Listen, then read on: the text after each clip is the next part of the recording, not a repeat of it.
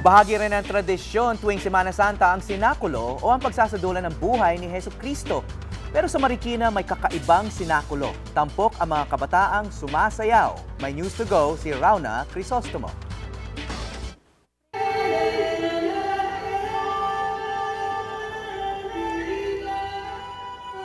Hindi basta-basta palabas ito, kundi isang senakulo.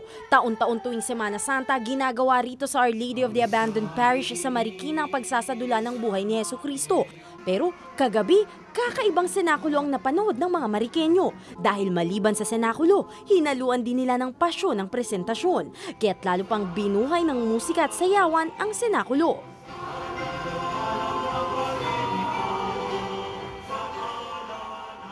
Inisa-isa ang mga mahalagang parte ng buhay ni Kristo mula sa matagumpay niyang pagpasok ng Jerusalem o mas kilala natin bilang Palm Sunday.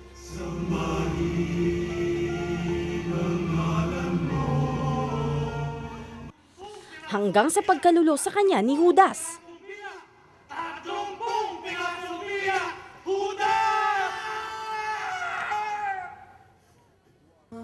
Pagpako sa kanya sa krus,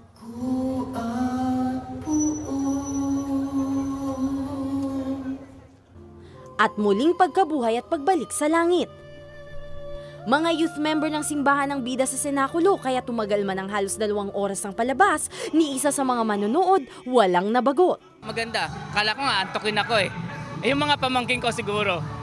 Pero I think a lot of people would appreciate it. Kapupulutan ng aral, tsaka marirealize natin talaga yung ginawa ni Jesus Christ para sa atin.